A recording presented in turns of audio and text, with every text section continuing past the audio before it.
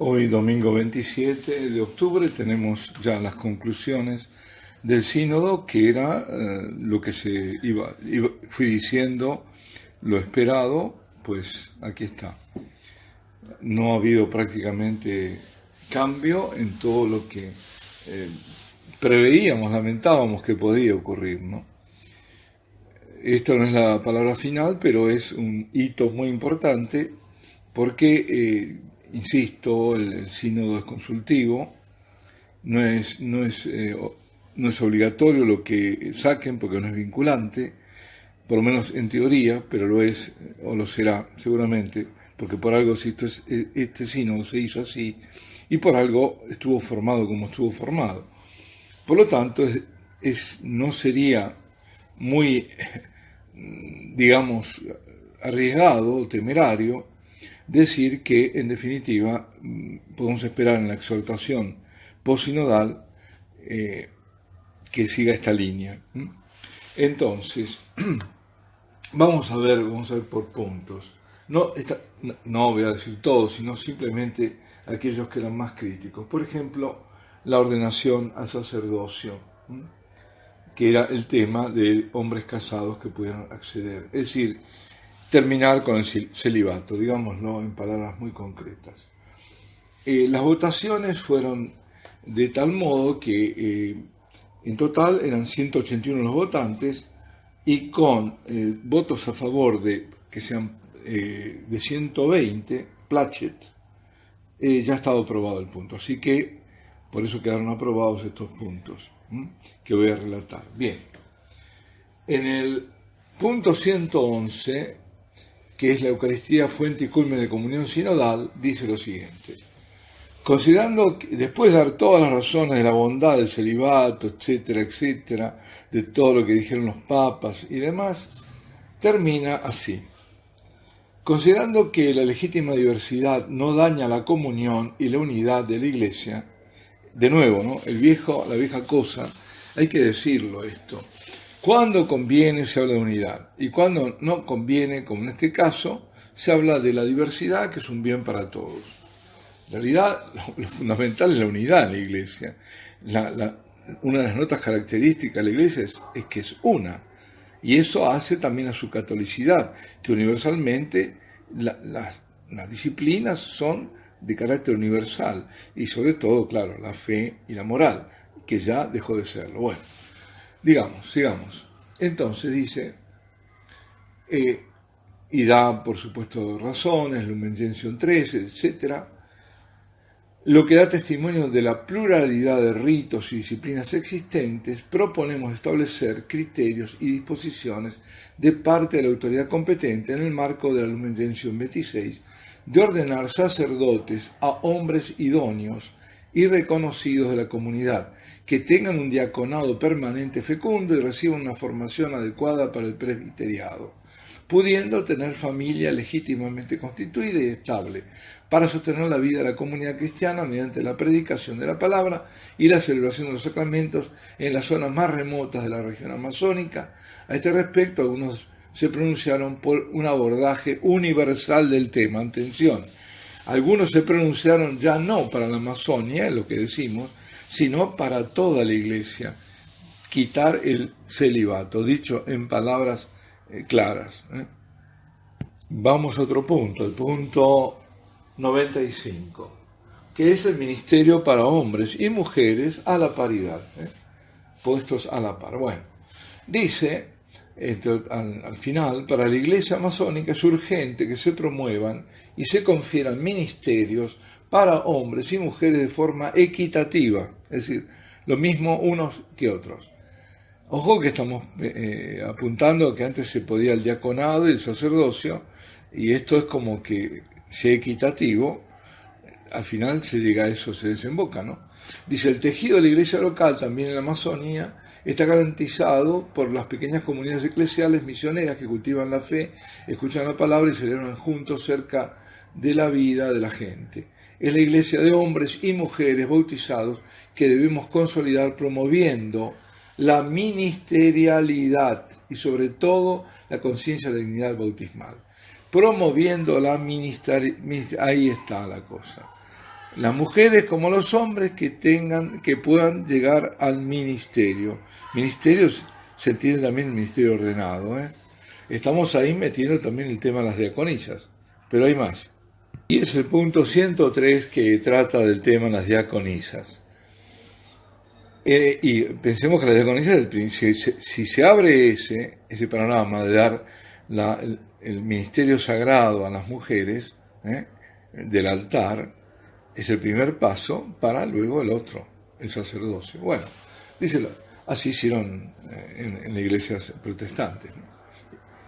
En las comunidades eclesiales. Bueno, dice, en las múltiples consultas realizadas en el espacio masónico se reconoció y se recalcó el papel fundamental de las mujeres religiosas y laicas en la iglesia de la Amazonía y sus comunidades, dados los múltiples servicios que ellas brindan. En un alto número de dichas consultas se solicitó el diaconado permanente para la mujer. Por esta razón, el tema estuvo también muy presente en el sínodo.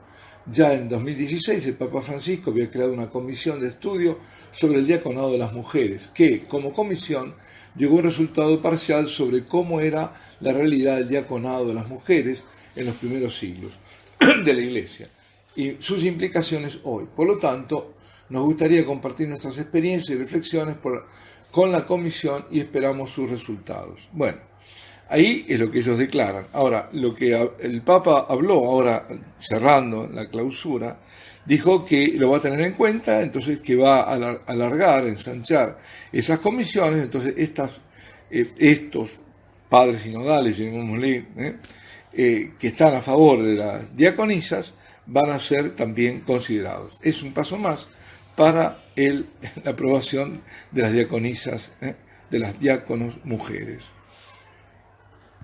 Y en el punto anterior, 102, justamente también hablando sobre la ministerialidad para las mujeres, dice, pedimos revisar el motu propio de San Pablo VI, Ministeria Quaedam, para que también mujeres adecuadamente formadas y preparadas puedan recibir los ministerios del lectorado y el acolitado. Bueno, el lectorado y el acolitado siempre es justamente el ministerio previo al diaconado, entre otros, a ser desarrollados, entre otros.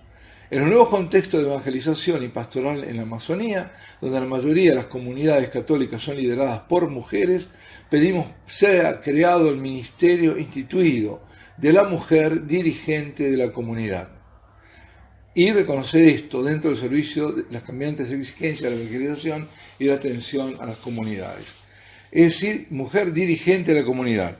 Bueno, ¿quién es el dirigente de una comunidad cuando hay un pastor, un sacerdote? El sacerdote, que es el monus docendi y regendi sobre todo, ¿no? Es decir, el regir, el ser el pastor. Pues pastoras. Esto hay que traducirlo realmente, y esa es la traducción. En el 104 hablan del diaconado permanente, y la necesidad de extenderlo, dice el diaconado hoy también, debe también promover la ecología integral, es una palabra clave, el desarrollo humano, el trabajo pastoral social. Digo yo, el desarrollo humano, vamos a ver, detenernos aquí. Evangelizar, ¿qué otra forma? ¿Para qué hablar de desarrollo humano si la evangelización es justamente eso? ¿Cómo se va a desarrollar el hombre si no es con Cristo y a través de integrar el cuerpo místico, la iglesia? Es ahí donde se desarrolla el hombre. El trabajo pastoral social, y ahí tenemos la caridad, que es el servicio de los que se encuentran en situación de vulnerabilidad y pobreza, que eso es lo que hizo siempre la iglesia, siempre. Configurándolo al Cristo servidor, haciéndose iglesia misericordiosa, como si antes no hubiera sido, samaritana, solidaria y diaconal. Bueno, son eslogans, ¿no? Diaconal. La diaconía, cuando las funciones de la iglesia, digamos, y sus razones también, son lo que se llama koinonía, que es la comunidad, ¿no?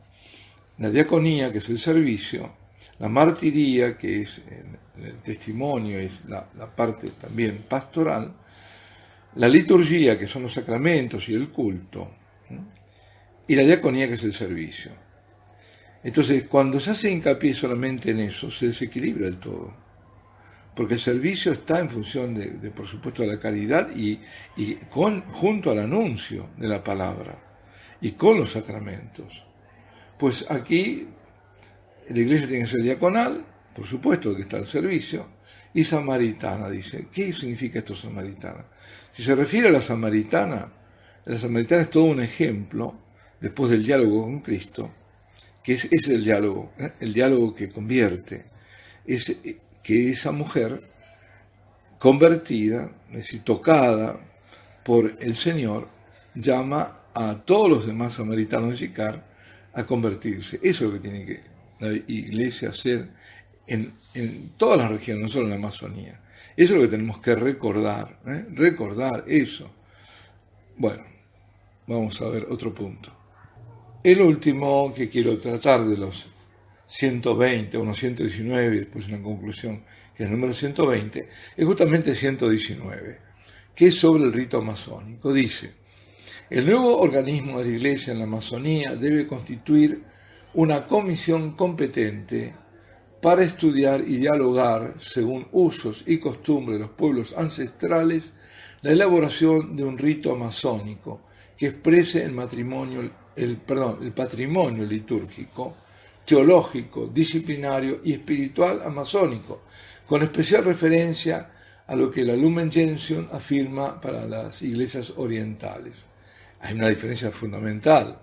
Las iglesias orientales ya son iglesias cristianas. Aquí estamos hablando de cultos que son ancestrales, pero que son paganos. Esto se sumaría a los ritos ya presentes en la iglesia, enriqueciendo la obra de evangelización, la capacidad de expresar la fe en la cultura propia y el sentido de descentralización y de colegialidad que puede expresar la catolicidad de la iglesia. Aquí son términos claves, descentralizar. Eso es, en el fondo, es la ruptura de la unidad. Y colegialidad, bajo este término, ¿cuántos pecados se están cometiendo como con libertad? Como decían en la Revolución Francesa. Bajo tu nombre, ¿cuántos crímenes se cometen en libertad? Bajo el nombre de colegialidad, ¿cuántas cosas se están pasando? Se están colando. Y también dice, podría estudiar y proponer cómo enriquecer ritos eclesiales con el modo en que estos pueblos cuidan su territorio y se relacionan con sus aguas. Bien, eso hay que ir a aprender, como ya se había dicho, ¿no? Está lo mismo que estaba el instrumento laboris, con otras palabras, está diciendo exactamente lo mismo. Entonces, ¿qué conclusión sacamos? Que los puntos controvertidos han salido, algunos quizás un poco con forceps, pero han salido, porque por ejemplo el tema de las de las diaconisas se está como diciendo, bueno, viendo, porque como hay una comisión que han puesto para estudiar el tema, y como dicen que no queda claro si había o no había diaconisas en la iglesia primitiva, cosa que no lo había, pero parece que ahora está toda esa reforma, entonces quieren hacerlo. Pero todo lo demás ha sido clarísimo, no hay ninguna duda, también están, hay otros puntos, como por ejemplo contra el infanticidio, la eutanasia, aunque no las llaman por nombres, dice, en ese sentido, las bienaventuranzas innata de los indígenas de la Amazonía, también, ¿qué más? Aquel famoso del buen vivir, lo habíamos dicho, no voy a seguir, pero bueno, estos son algunos de los puntos, los pasajes más relevantes, y nada, aquí estamos. El próximo el audio vamos a hablar de lo que vio, de lo que opina un misionero que fue invitado, que participó y que es misionero uruguayo, el padre Martín Lazarte. Bueno, alabado sea Jesucristo, sea por siempre bendito y alabado.